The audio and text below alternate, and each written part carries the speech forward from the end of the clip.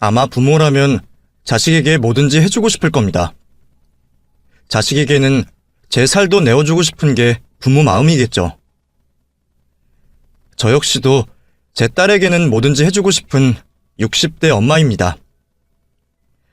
저물어가는 제 나이만큼이나 딸아이도 나이를 먹어 이제 다 큰 성인인데도 왜 이렇게 물가에 내놓는 아이처럼 불안하기만 한지 모르겠어요. 누군가는 이런 절 보고 유난이라 말하기도 하지만 사실 저는 그럴 수밖에 없는 사정이 있습니다. 아마 딸아이에게 벌어졌던 그 일이 아니었으면 저도 좀 덜하지 않았을까 싶어요.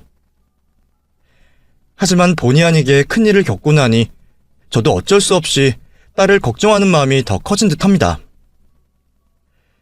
저도 결혼을 해봤고 시어머니 모셔봤으니 남들만큼은 시집살이를 겪어봤습니다. 무서운 시어머니 호령에 혼도 나고 동네 엄마들과 몰래 시어머니 욕도 해봤지만 딱 그만큼의 고통이었어요.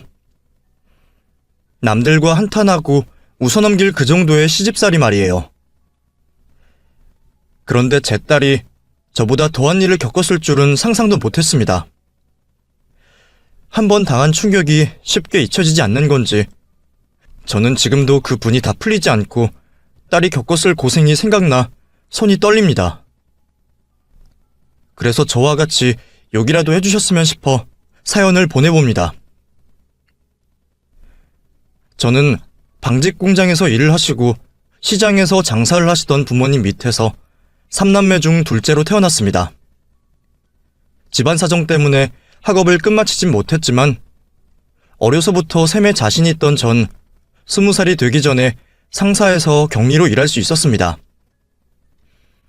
넉넉하지 않은 형편에 집안에 도움이 되고자 열심히 살아왔어요. 나도 언젠가는 결혼하고 가정 꾸리고 싶다는 생각을 하면서도 일하기 바빠 연애 한번 제대로 하질 못했죠. 그러다 지인의 소개로 제 첫사랑인 남편을 만나게 되었습니다. 무척이나 멋쟁이던 남편은 인기도 참 많았습니다. 저도 다른 여자들과 다르지 않았고 남편을 처음 본 순간 한눈에 그 사람에게 반하고 말았죠. 남편은 제 처음이자 끝사랑이었고 서로 마음 통했던 우리 사이는 빠르게 진전이 되어 어느새 결혼까지 약속할 수 있었습니다. 남편과의 결혼 생활은 참 행복했습니다. 남편은 저를 깊이 사랑했고 표현을 아끼지 않았기에 제가 다른 가진 것은 없어도 남편 하나는 잘 만났다 생각했어요. 그리고 얼마 뒤에는 우리의 사랑의 결실을 가지게 되었네요. 예쁜 우리 딸을 갖게 된 거죠. 우리 두 사람의 사랑을 받으며 태어난 예쁜 딸은 저와 남편을 반씩 닮아 눈에 넣어도 아프지 않을 정도였죠. 딸아이가 커가면서 부리는 재롱에 하루하루 시간이 지나는 게 아쉬울 정도였습니다. 남편도 요즘 말로 딸바보가 되어 항상 퇴근길을 뛰어오곤 했어요. 저도 그런 남편의 마음을 알기에 항상 조심하라고는 말했지만 더 강하게 제지하지 못했죠. 그런데 제가 그 말을 좀 더 강하게 하지 못했던 게 결국 제 평생에 한이 되고 말았습니다. 여느 날처럼 저녁 식사 준비에 한창일 때 집으로 전화 한 통이 걸려왔어요. 바로 남편의 사고 소식이었죠. 퇴근길에 집으로 오던 남편이 차 사고를 당했고 머리에 충격을 받아 위급한 상황이라고 했습니다. 서둘러 병원으로 오라는 전화를 받은 저는 급히 딸아이를 데리고 정신없이 병원으로 향했습니다. 하필 퇴근길이라 막히는 길을 뚫고서야 겨우 병원을 도착했을 때는 남편은 이미 싸늘한 시신이 되어 누워 있었습니다. 그때는 사랑하는 제 딸도 눈에 보이지 않았어요. 싸늘하게 식어 누워있는 남편 모습만 들어왔던 저는 어린 딸을 방치한 채 남편의 시신을 끌어안고 한참을 울었습니다. 오늘 아침까지도 따뜻했던 남편의 품이 왜 이렇게 차가운지, 금방이라도 일어나 울고 있는 저를 다독여줄 것 같은 남편은 제가 한참을 울어도 일어나지 않았어요. 그렇게 정신없이 오열하던 저는 결국 혼절까지 하고 말았죠. 깨어나자 식구들이 저에게 건네는 위로에 저는 그제서야 제 남편이 죽었다는 걸 인지하게 되었습니다. 분명 퇴근하며 저와 딸아이를 볼 생각에 들떠 있었을 남편을 생각하니 정말 미칠 것만 같았습니다. 가족들 모두 제 탓이 아니라 했지만 남편의 죽음이 모두 제가 부족해서 벌어진 것만 같았어요. 하지만 현실로 돌아와 남편의 죽음을 인정하고 남편 떠나는 길 마음이라도 편하게 보내주어야 했어요. 장례를 치르고 나서 남편 잃은 마음에 정신을 놓고 살았지만 당장 돈을 벌지 않으면 우리 모녀 앞길이 막막했기에 저는 다시 일터로 나갈 수밖에 없었어요. 먹고 사는 게 급하니 어떻게든 살아야 했지만 저는 제정신이 아니었습니다. 일은 하고 있었지만 아무런 의미도 목적도 없이 삶을 이어갈 뿐이었죠. 퇴근을 하고 집으로 돌아오면 전 어두운 방에 홀로 앉아 멍하니 하늘만 바라봤습니다. 그때는 무슨 생각을 했는지도 모를 만큼 잡다한 생각으로 머릿속이 가득했죠. 그땐 친정 부모님도 딸도 제 스스로도 눈에 들어오지 않았습니다. 그러다 제가 정신을 차리게 되는 일이 있었어요.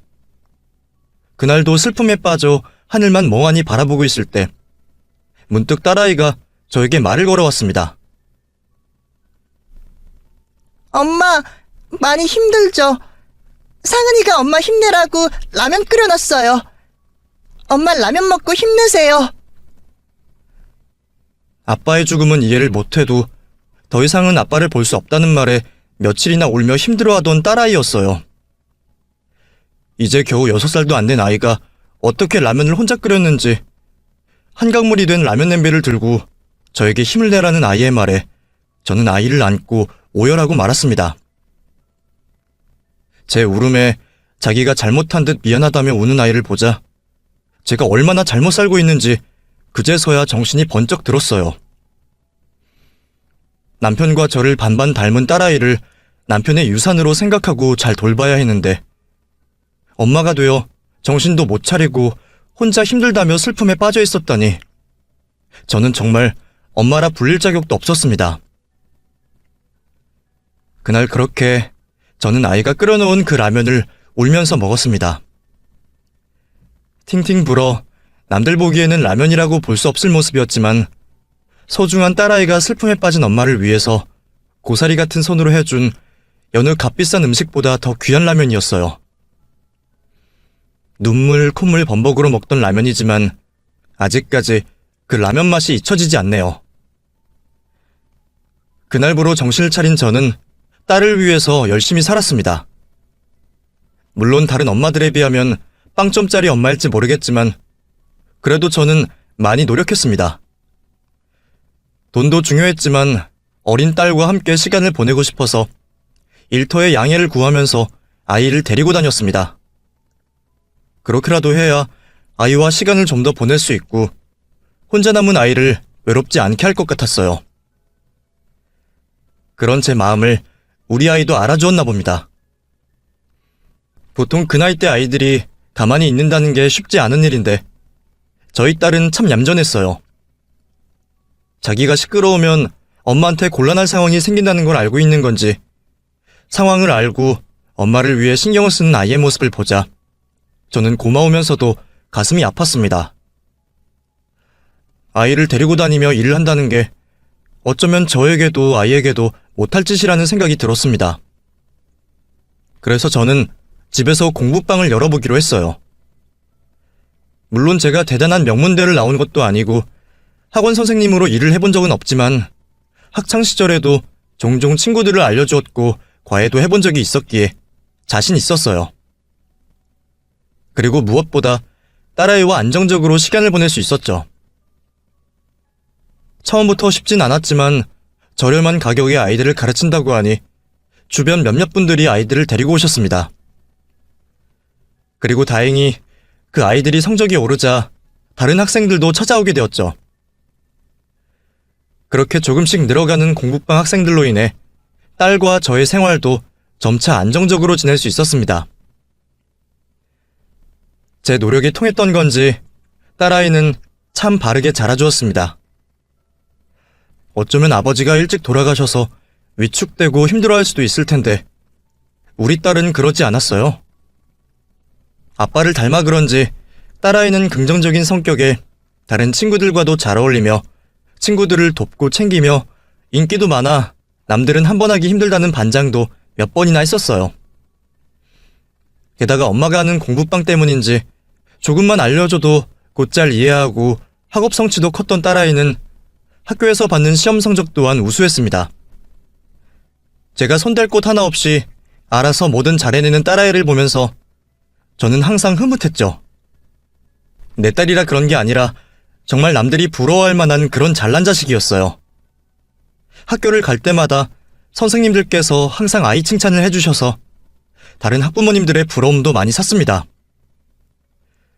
그렇게 걱정 하나 없이 자라주던 딸아이에게 처음으로 교우 문제가 생겨 담임 선생님의 부름을 받게 되었어요. 안녕하세요. 선생님, 오랜만에 찾아뵈어서 죄송합니다. 그런데 우리 상은이한테 무슨 일이라도 있나요? 네, 어머님. 다름이 아니라 상은이가 같은 반 학생을 따돌려서요. 이게 또 집단적으로 벌어진 일인데 상은이가 주도를 해서 괴롭혔나 봐요. 저도 지금까지 상은이가 모범이 되는 아이라 그런 일을 의심하지 않았는데 이번에는 피해 학생이 직접 지목을 해서 알게 되었습니다. 네? 상은이가요? 아니, 우리 상은이가 그럴 애가 아닌데 지금 상은이는 어디 있죠? 어머님도 놀라셨을 텐데 너무 걱정하지 마시고요. 지금은 학생부 선생님들께서 아이들한테 이번 학교 폭력으로 물어보고 계실 거예요. 잠시 교무실에서 기다리시죠. 내 자식이라 무턱대고 감싼 것이 아니라 사실이 그랬습니다. 상은이는 다른 사람의 모자람을 보면 늘 제 몫을 남들에게 양보하고 언제나 남들 도와주기 바쁜 아이였어요. 가끔은 너무 손해보고 사는 것 같아서 엄마인 제가 더 답답할 정도였죠. 그런데 그런 제 딸아이가 왕따를 주동하고 학교 폭력을 선동하다니요. 아무리 피해 학생의 입에서 나온 얘기라고 해도 저는 그 얘기가 믿기질 않았습니다. 그래도 같은 자식을 둔 입장에서 딸아이의 잘못을 두고 볼 수 없었고 그게 사실이라면 저 역시도 대충 넘어갈 일이 아니라고 생각했어요. 상은아, 어떻게 된 건지 이야기해봐. 엄마, 학교 오시게 해서 죄송해요. 근데 저 아이니 괴롭힌 적 없어요. 오히려 괴롭힘 당하는 아이니를 제가 도와줬는데 이게 무슨 일인지 저도 모르겠어요. 그러면 너는 괴롭히지도 않았는데 피해 학생이 너를 지목한 거라고? 엄마가 항상 당당하게 살라고 했지. 거짓말도 마찬가지야. 엄마를 속이는 걸 떠나서 너 자신한테 당당하길 바래. 다시 물어볼게. 너 피해 학생 괴롭힌 적 없어? 네, 엄마. 저 아이니 도와줬으면 도와줬지. 절대 괴롭힌 적은 없어요. 믿어주세요. 저는 제 아이를 믿었습니다. 아이 입에서 자신이 피해자를 괴롭혔다면 아이를 호되게 혼냈을 거고 저도 학교에서 피해 학생과 학부모에게 무릎을 꿇어서라도 용서를 구했을 거예요. 하지만 딸아이는 자신은 결백하다 말하고 있었고 저는 그런 딸아이의 말을 믿고 기다리기로 했어요. 그리고 얼마 뒤 다시 담임 선생님에게서 전화를 받게 되었습니다. 조사 결과 제 딸이 지목된 그 일에 오해가 있었다는 거였어요. 이유는 모르겠지만 왕따라던 그 피해 학생은 오히려 자신을 도와주던 제 딸을 왕따 주동자라 모함을 했던 것이었어요.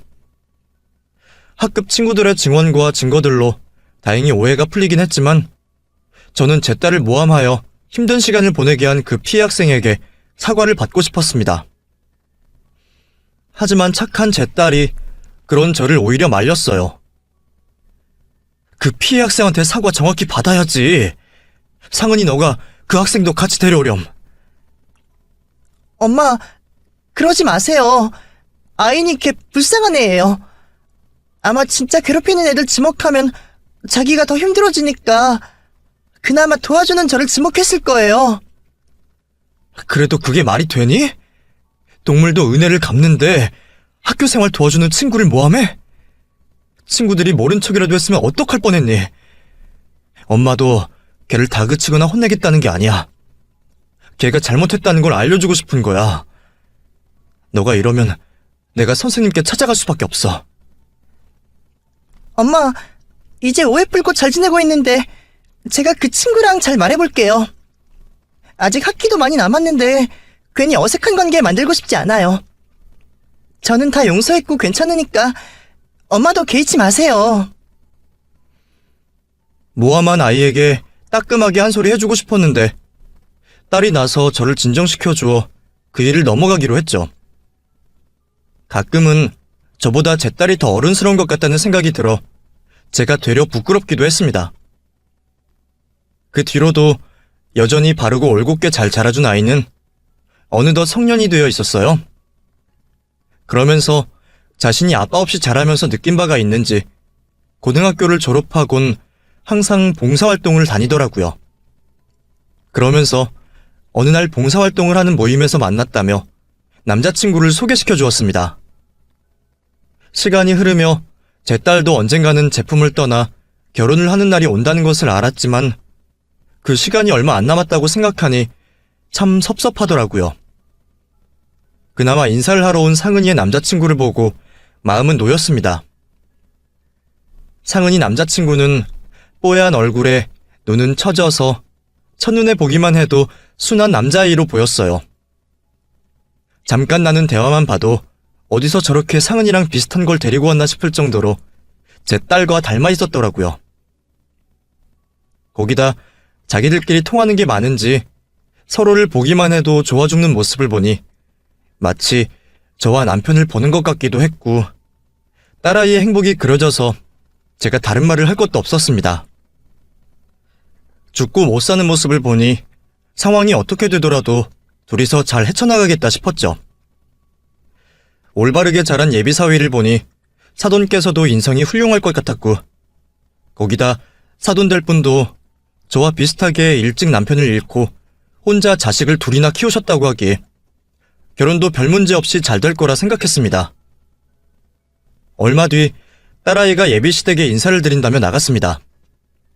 처음 인사하러 간다며 기대와 걱정에 잠도 설치는 아이를 보니 저도 긴장이 되었어요.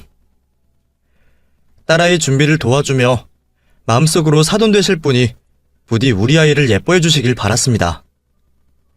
하긴 어딜 내놔도 부족하진 않은 아이였으니 예쁨 받을 수 있을 거라 생각했어요. 준비를 다 하고 보니 우리 딸 정말 누구에게 주기 싫을 만큼 예쁘더라고요. 눈물이 나오려는 걸 겨우 참고 잘 갔다 오라며 배웅을 해주었습니다.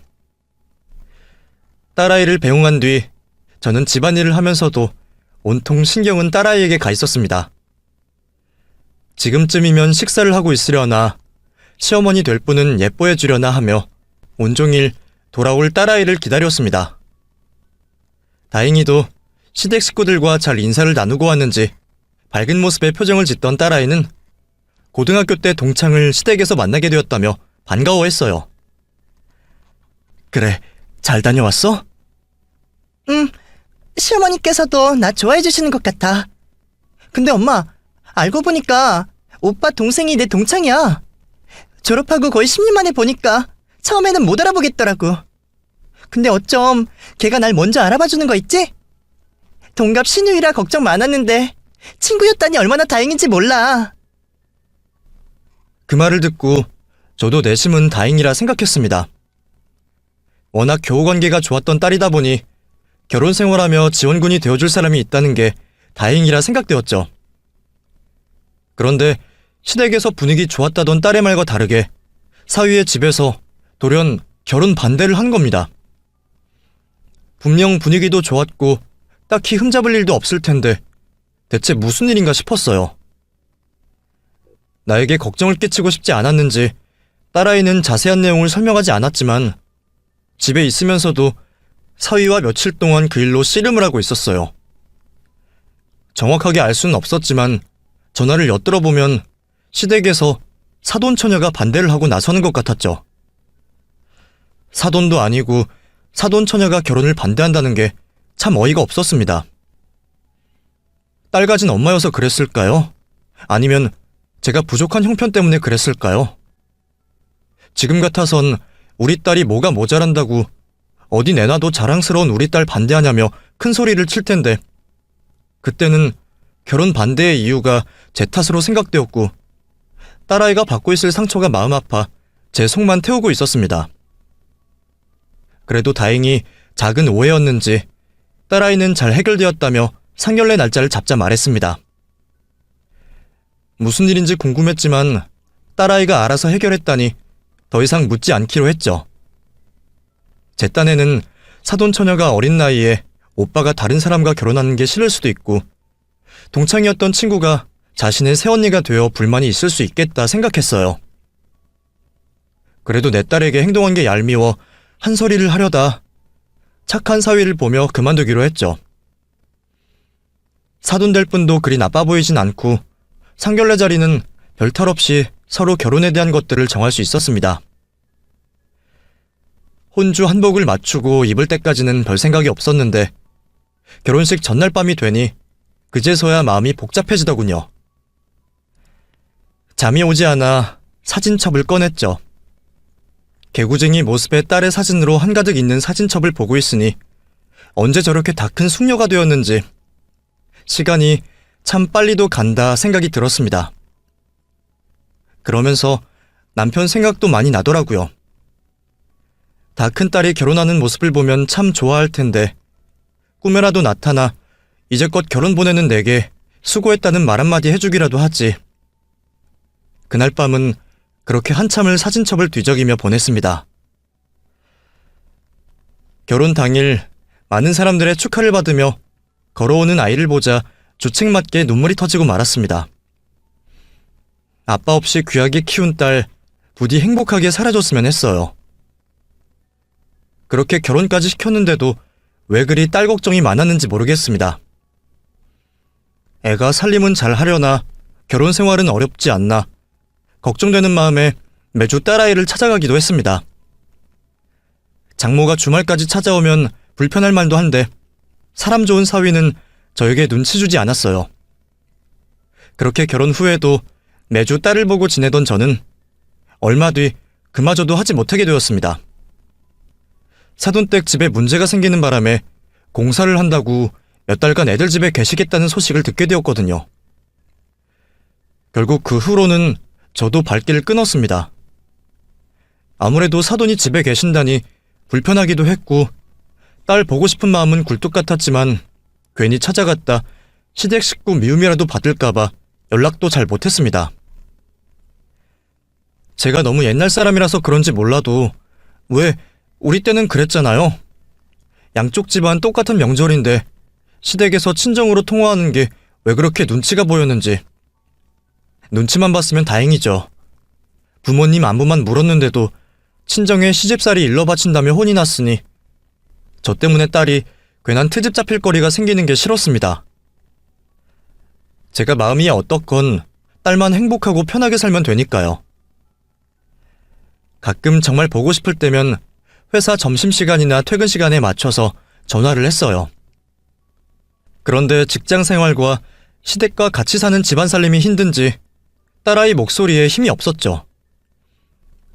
응, 엄마. 딸, 왜 그래? 무슨 일 있어? 목소리에 힘이 없네. 시댁 식구가 힘들게 하니? 아니, 다들 잘해줘. 그냥 요즘 회사 일이 많이 힘드네. 엄만? 몸은 아픈 데 없고? 나야 괜찮지.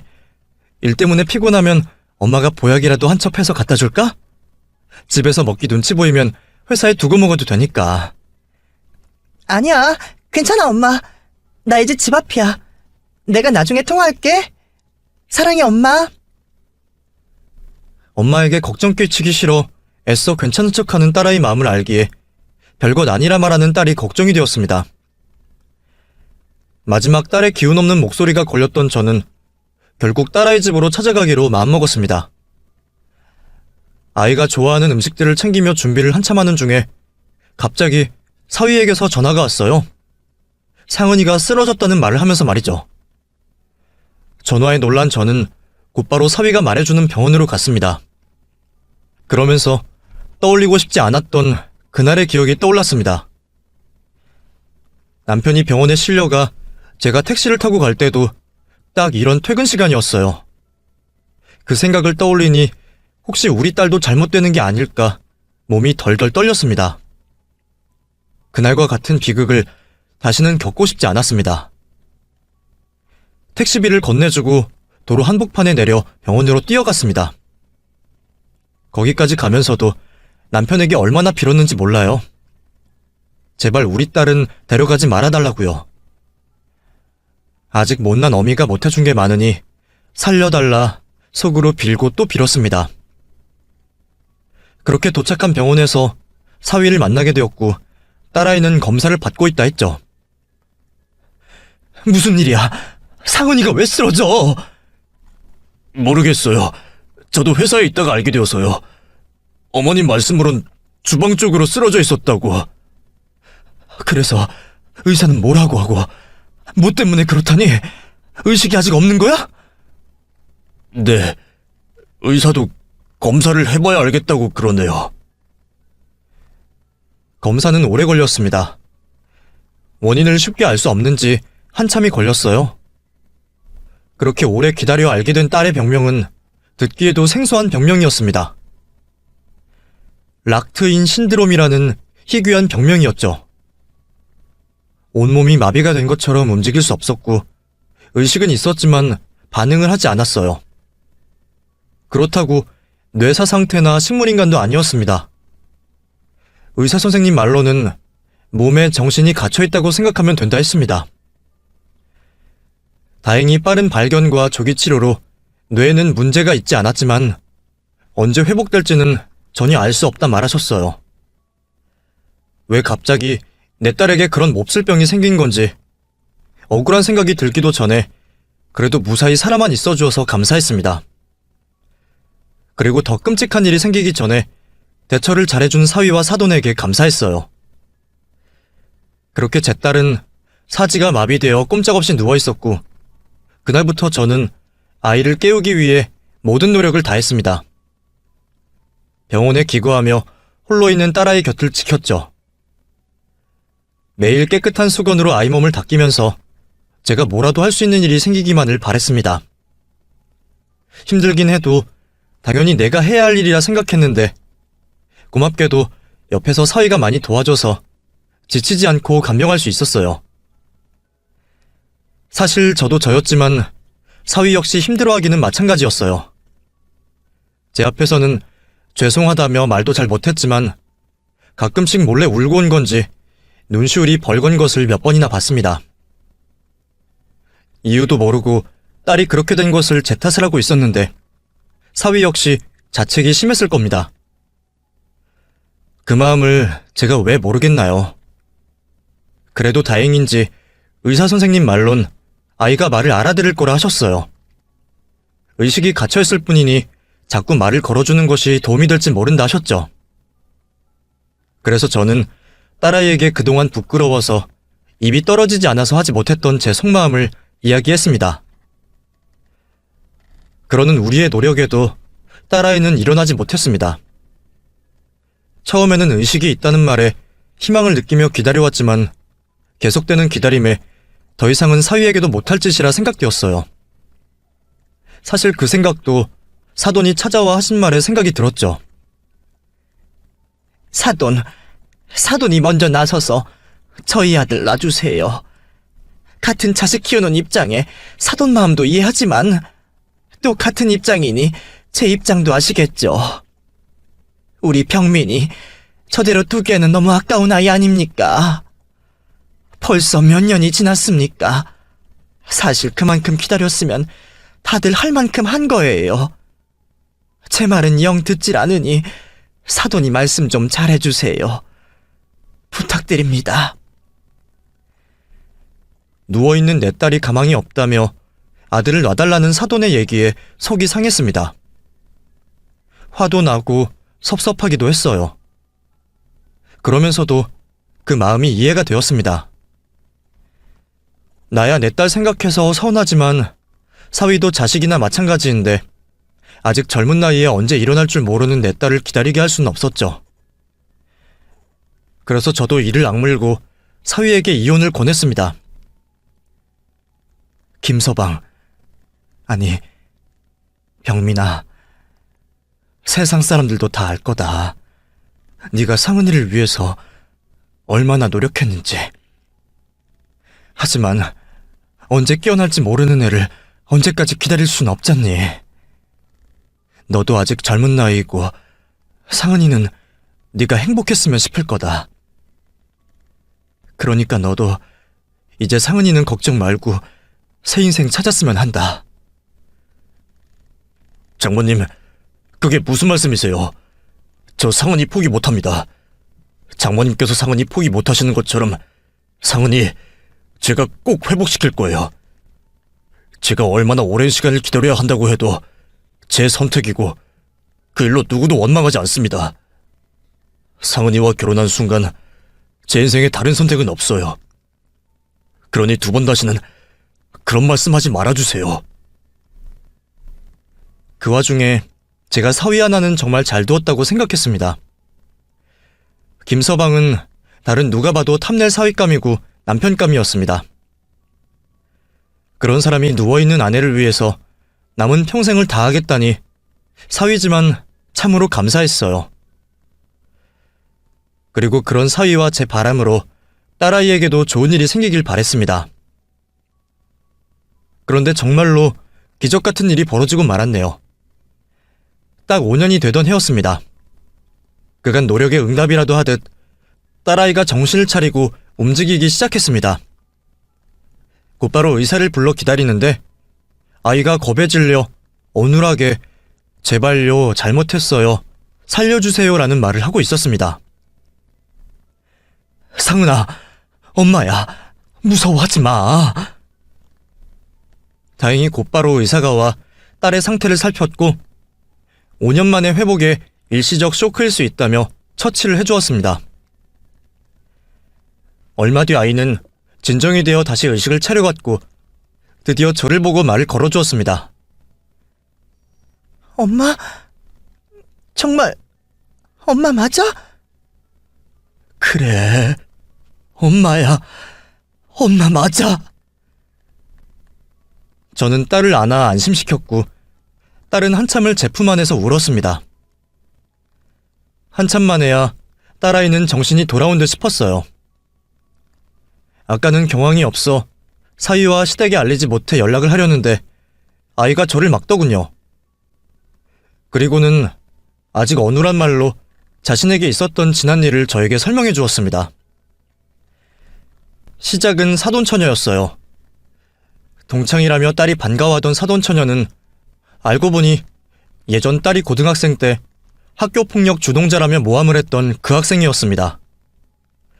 그동안 사돈처녀는 제 딸에게 자격지심이나 질투를 느꼈던 것 같습니다.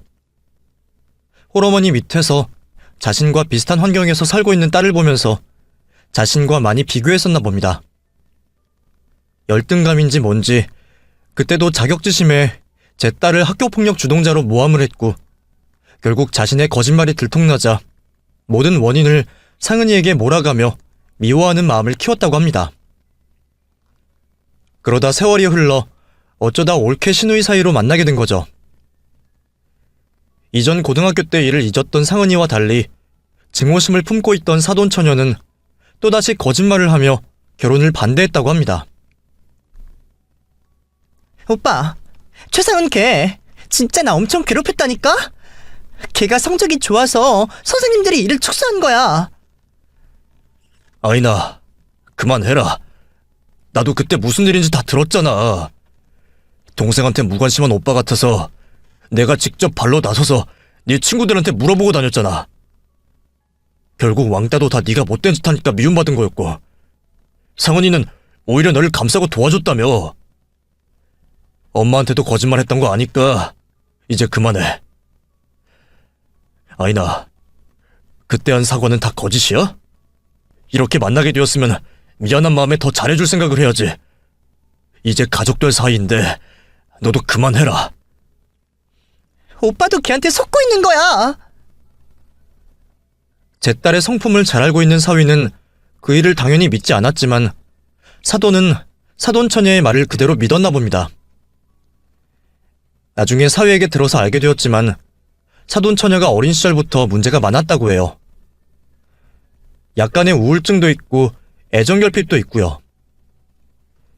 그러다 보니 사위도 동생을 많이 챙겼고 사돈 입장에서는 안 그래도 안으로 굽는 팔 더 굽었나 봅니다. 어쩌면 저처럼 딸한테 못다 해준 마음에 거짓말인 것을 알면서도 믿으려고 했는지도 모르죠. 그래도 사위가 나서서 증거들을 들이밀며 제 딸을 옹호했고 다행히 오해는 풀렸다 생각했죠. 그 후 결혼까지 하게 되었지만 그 두 모녀는 끝내 제 딸을 미워했던 모양입니다. 같이 살게 된 이후로도 사위 앞에서는 착한 시모와 시누이 모습이었지만 사위가 없을 때는 제 딸을 그렇게 못살게 굴고 심하게 괴롭혔다고 합니다. 사사건건 시비에 타박을 하고 하다못해 애비 없어 그리 컸냐는 얘기까지 들었으니 여리디 여린 제 딸이 그 충격을 버틸 수가 있었을까요? 그런 상황에서도 남편과 제가 걱정할까 혼자서 모든 걸 버티던 딸아이는 어느 날 쓰러지고 만 거죠. 모든 걸 알게 된 저는 착한 딸이 이렇게 바보 같을 수 없었어요. 엄마에게 전화 한 통화만 하면 제가 당장 달려가 딸아이를 데려왔을 텐데, 아니, 사위에게 똑바로 하라며 말이라도 했어야 했어요. 그런데 그 지경이 되도록 참은 걸 보니 제가 딸을 잘못 키웠나 싶었어요. 저나 사위 걱정에 사실을 말해볼 생각도 못한 제 딸은 홀로 그 고통을 견뎌야 했고 어쩌면 이유 없던 아이의 병이 그 스트레스 때문이었구나 싶어 기가 막혔습니다. 그래놓고 자기 아들 놔달라 내게 부탁하고 심지어 며칠 전 노처녀라서 걱정하던 자기 딸 드디어 좋은 집에 시집 간다며 내 앞에 자랑까지 하고 간 그 여자를 도저히 용서할 수가 없었습니다. 사돈, 저희 딸 이야기 들으셨나요? 아유, 딸 때문에 걱정받을 사돈 앞에서 할 이야기는 아니지만 저희 딸이 이번에 워낙에 훌륭한 남군을 만나게 되어서요. 대체 누구 만나서 결혼하려고 여태 혼자 있었나 했는데 그런 남편을 만나려고 그랬던 모양이에요. 우리 아들도 잘났다 싶었지만 사위가 참 대단한 인물이에요. 저도 남편 없이 노력하며 살았는데 이제서야 보상을 받는 듯하네요. 그러세요? 얼마나 대단한 사윗감이길래요? 집안부터가 아예 틀리더라고요. 흔히 말하는 로얄 패밀리 아시죠? 로얄. 집안 재산도 상당한데 조부모님부터 사위 될 사람까지 아주 사회에 명망 있는 집안이에요. 그 집에는 워낙 부족한 게 없어서 바라는 게 많을까봐 걱정했는데 다행히도 우리 아이니 다른 것은 안 보고 인성만 본다고 하네요. 그쪽 집에서도 우리 애를 얼마나 마음에 들어 하시는지 하루빨리 나를 잡자고 난리랍니다. 역시 사람이 가진 게 많으니 마음도 넉넉한가 봅니다. 남의 자식은 누워있는 와중에 자기 딸 자랑하고 간 사돈이 기가 막혔지만 아무것도 못하고 축하를 해주었네요. 그 얘기가 떠오른 저는 저만의 복수를 하기로 했습니다. 법적으로 무슨 방법이 없나 싶어 변호사 사무실들을 다 돌아봤지만 몇 년 전 딸이 당한 일들을 입증하기도 힘들고 처벌도 쉽지 않다고 했습니다. 결국 제가 직접 저지르는 수밖에 없었습니다. 딸아이는 이 와중에도 일어났으니 다행 아니냐 말했지만 저는 더 이상 그 모녀의 악행을 두고 볼 수 없었고 내 딸 눈에 피눈물 나게 한 그 여자에게 잠시나마 똑같은 지옥을 돌려주고 싶었습니다. 그 집 딸년이 상견례하는 날짜와 장소를 알게 된 저는 독한 마음을 품은 채 그 자리를 찾아갔습니다. 며느리와 새언니를 그렇게 만들어 놓고도 죄책감 없이 하하호호하고 있는 모습을 보니 당장에 상이라도 뒤엎고 싶었지만 상대방 측은 무슨 죄겠어요. 어머 사돈, 무슨 일로 여기 오셨어요? 안녕하세요.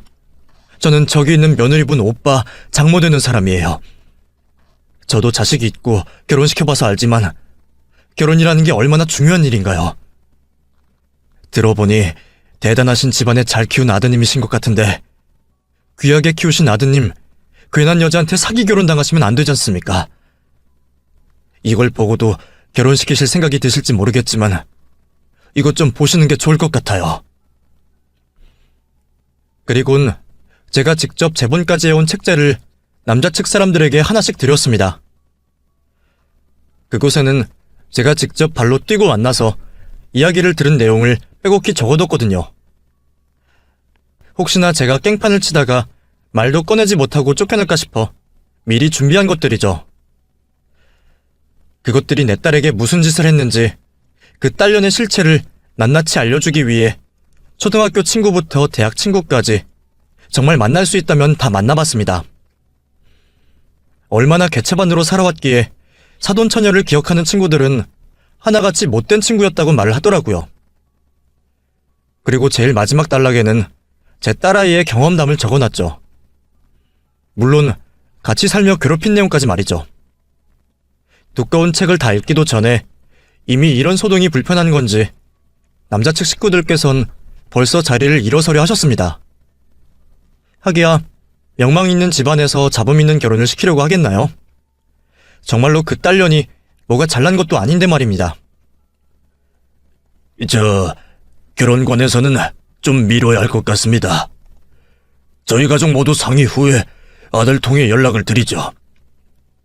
아니, 사돈, 사부인. 자기야, 이거 다 거짓말이야.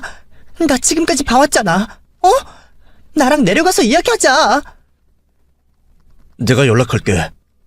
오늘은 들어가서 쉬어. 울고불고 매달리며 한바탕 난리가 난 상황에서 당장 남자 바짓가랑이라도 잡아야 했는지 정말 볼만했죠. 그리고 그제서야 제가 눈에 들어왔는지 본색을 보이더군요. 당신, 내 딸 앞길 망치려고 작정했어? 무슨 악한 심정이 있어서 이러는 거야? 움직이지도 못하는 딸, 우리 아들이 옆에 있어주는 것만으로도 처리해야 하는 판에. 이것들이 어디서 큰 소리야? 너네 책 맨 뒤에 못 봤어? 내 딸 깨어났어. 알아? 너네 못된 모녀 둘이서 우리 딸 괴롭힌 걸 내가 이제 다 안다고. 이제라도 내가 속 풀어야겠다. 이것들 이리 와. 그리곤 한바탕 난리가 벌어졌습니다. 저는 두 모녀의 얼굴에 음식을 집어던지고 머리끄댕이를 잡아당겼죠. 그때는 경찰서 가는 게 무섭지도 않더라고요. 한참을 실랑이 끝에 얼굴도 쥐어 터지고 결혼도 망하게 된 사돈처녀가 먼저 앉아서 대성통곡을 하였습니다. 연이어 사돈이란 그 여자도 자기 꼴이 서러운지 우는 딸에게 안겨 울기 시작하더라고요. 서희에게까지 못 보일 모습을 보인 저는 어떤 말도 못하고 딸이 있는 집으로 돌아가게 되었습니다. 그리고 딸에게 오늘 있었던 일을 말했어요. 상은아, 엄마가 네 결혼 망쳐서 미안하다. 근데 그런 시댁이랑은 힘들게 살 필요 없어. 자칫했으면 너 정말 죽을 뻔한 거야. 이제 엄마가 옆에서 보살펴 줄 테니까 걱정하지 말고 엄마랑 같이 살자. 병민이랑은 이렇게 되어서 미안하지만 난 딸을 살려야겠어. 다시 그 집에는 못 보낸다. 아니야. 엄마 나 때문에 이렇게 되어서 미안해. 우리 엄마 엄청 착한 사람인데 나 때문에 그런 행동까지 하고 미안해. 딸과 제가 서로에게 미안하다 말을 하고 있을 때 사위가 집으로 찾아왔습니다. 자기 엄마에게 한 행동을 따지려나 싶었는데 바로 무릎을 꿇더라고요. 장모님, 죄송합니다. 상은이 남편이라는 놈이 괴롭힘 당하는 것도 모르고 저 용서해주세요. 자네에게는 다른 감정 없네. 오히려 미안하고 고마울 뿐이야. 그래도 다시는 그 집에 상은이를 돌려보낼 수가 없네. 저 어머니와 연 끊고 오는 길입니다. 원래는 둘 다 데려와서 장모님과 상은이 앞에 무릎이라도 꿇고 사과하려고 했는데 끝까지 잘못하신 부분을 인정 안 하셔서요. 저도 제 어머니랑 동생이 왜 그런 괴물이 되었나 모르겠습니다. 죄송합니다, 어머님. 부모와 연을 끊는 게 쉬운 일이 아니지 않습니까?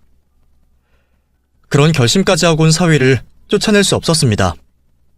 물론 딸을 생각하는 마음도 알았고요.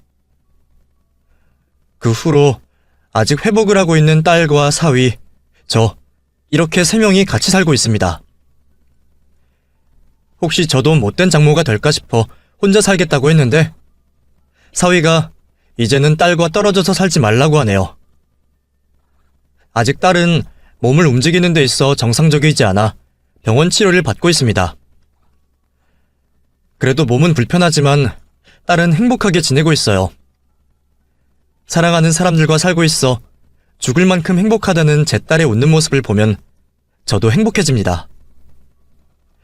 그나마 저의 마지막 소원은 딸아이가 부디 예전처럼 완벽히 몸이 회복되었으면 하네요. 이제는 딸 옆에 떨어지지 않고 꼭 붙어 살아가려고 합니다. 여러분들도 짧은 인생, 사랑하는 자식, 부모와 행복하게 하셨으면 하네요. 감사합니다.